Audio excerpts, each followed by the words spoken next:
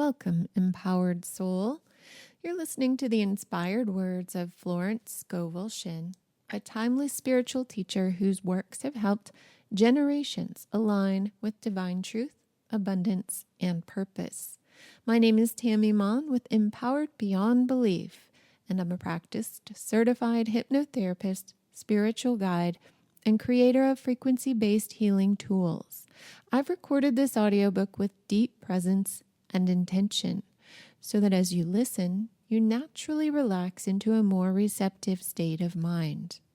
Whether you're new to Shinn's teachings or returning to them with fresh ears, allow this experience to open portals of clarity, intuition, and magnetic manifestation in your life. This is more than just a reading. This is a vibrational experience. As I speak these words, I invite you to open your heart and allow the truths within this timeless book to land with clarity, love, and power.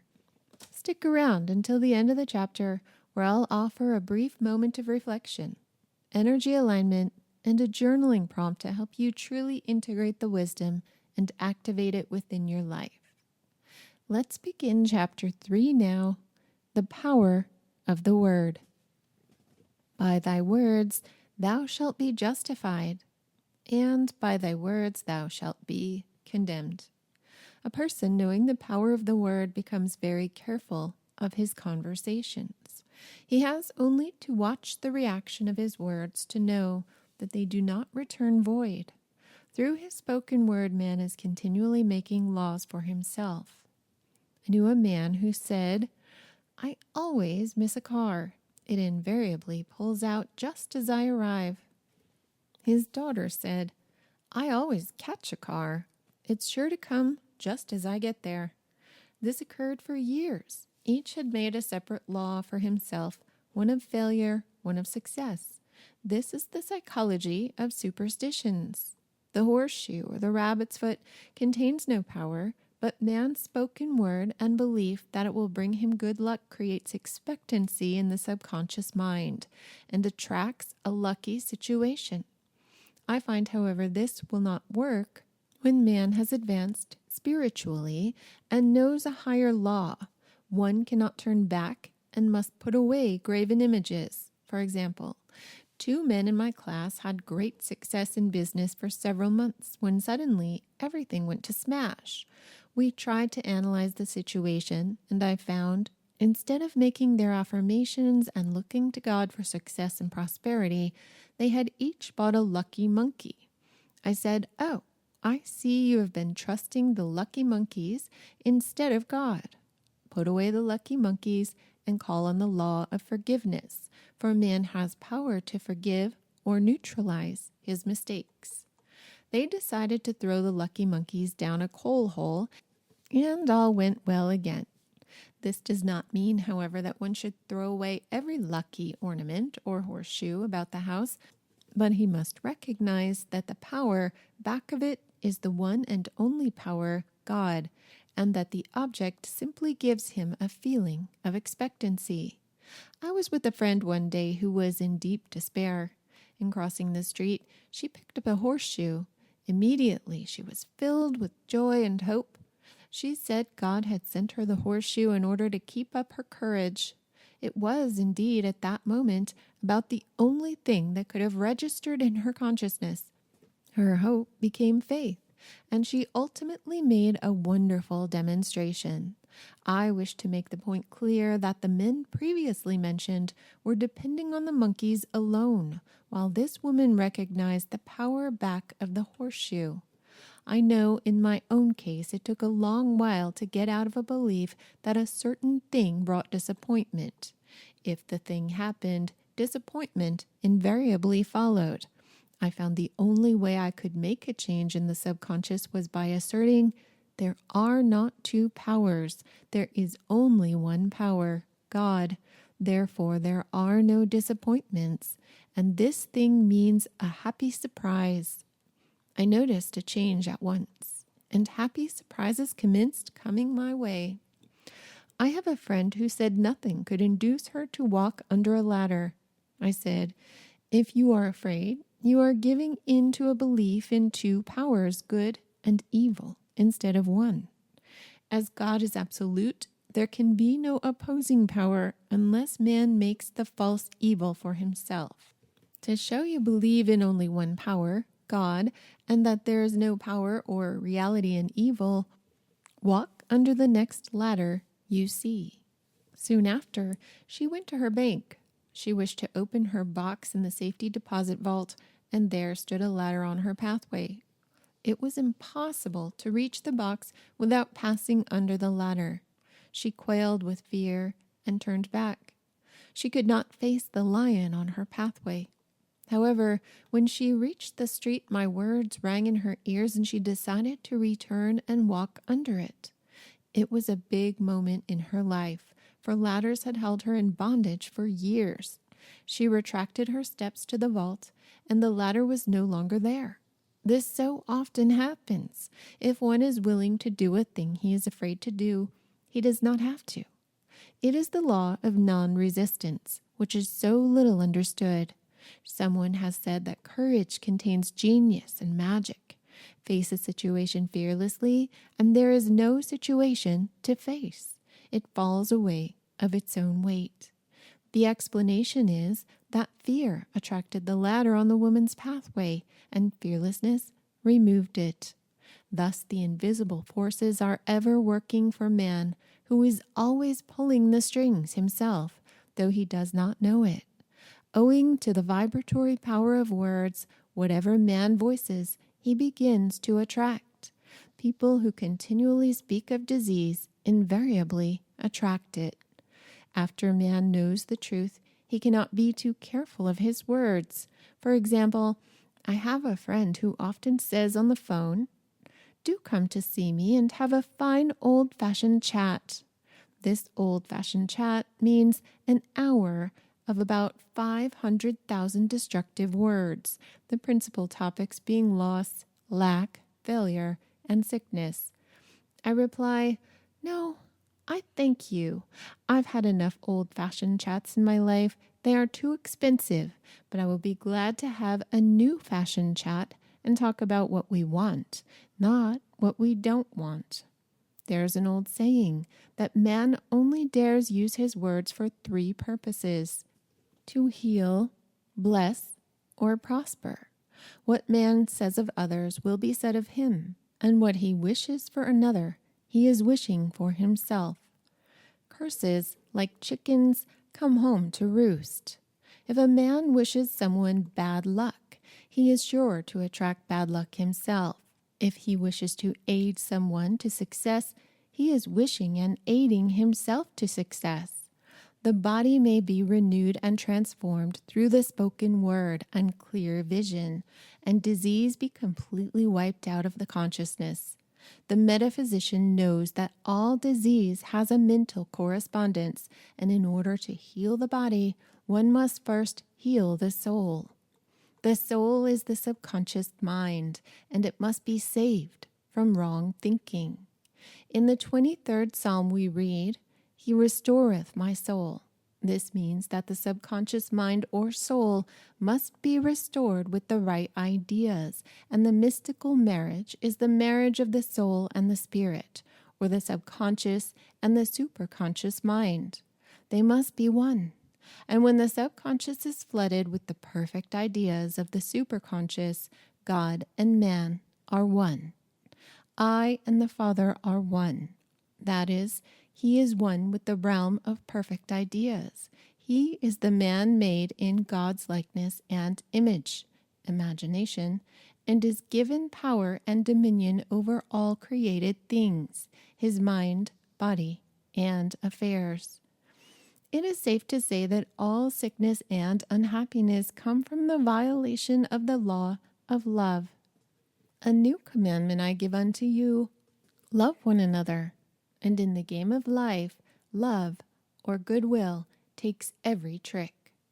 For example, a woman I know had for years an appearance of a terrible skin disease.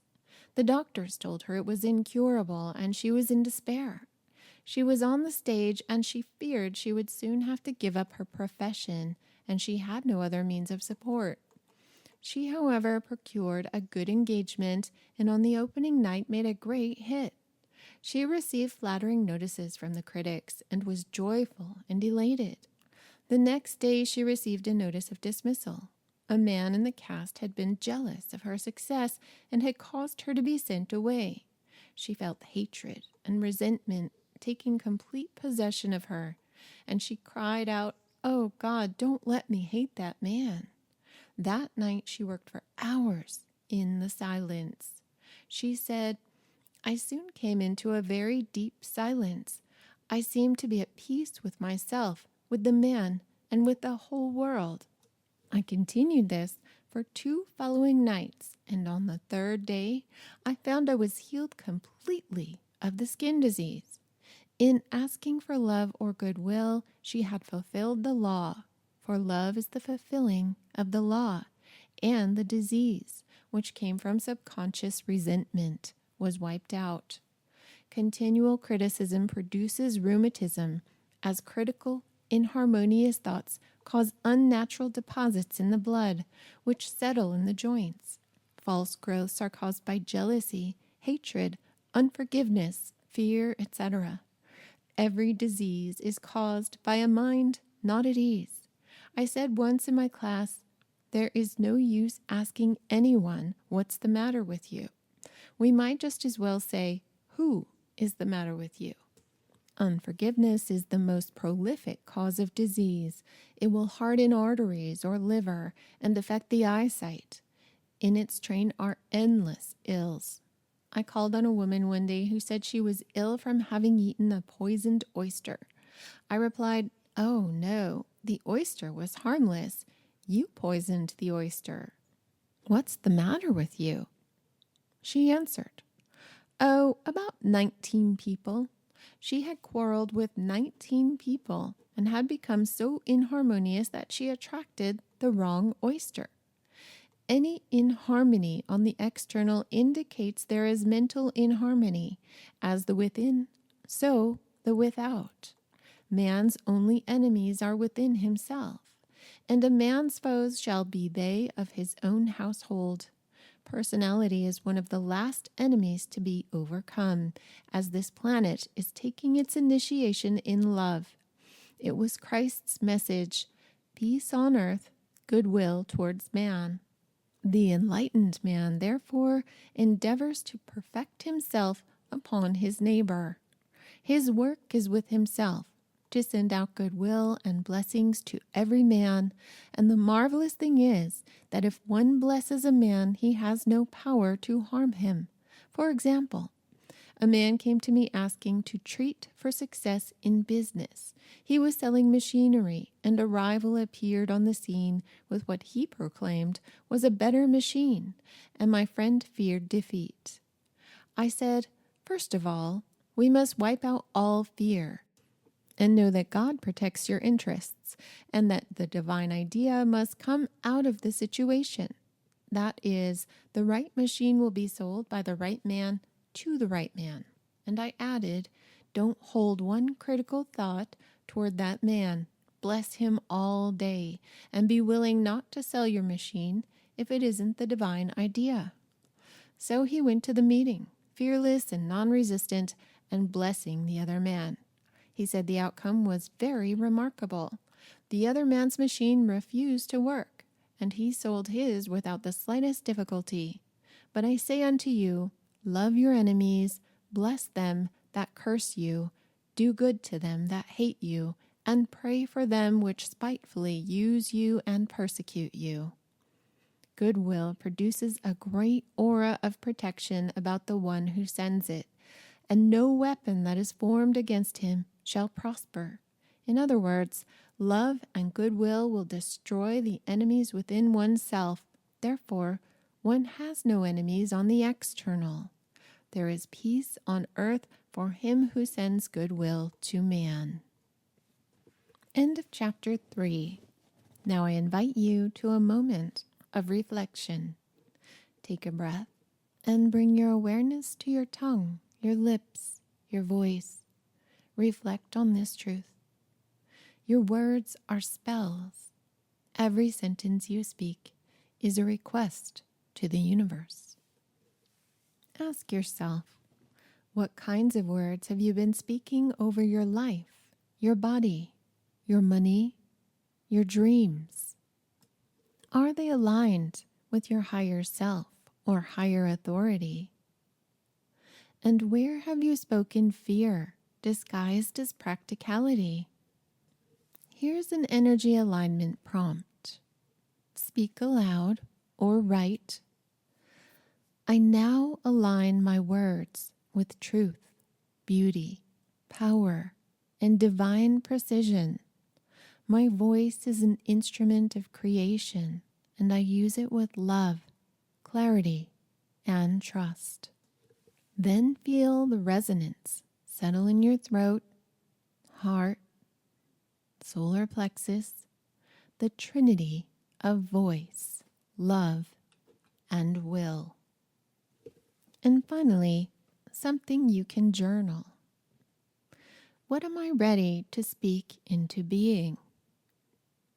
What truth wants my voice today? What words have I said to myself or others that I now choose to transform into light? As a bonus, rewrite one limiting statement into a liberating one. For example, I can't afford that becomes I am divinely supplied with everything I need, and it is always on time. If this message spoke to your spirit, I invite you to subscribe and explore more sacred content, meditations, and manifestation teachings on this channel. You can also find frequency art, energy tools, the beamer, and of course, on my website, you can find everything designed to support your soul's expansion.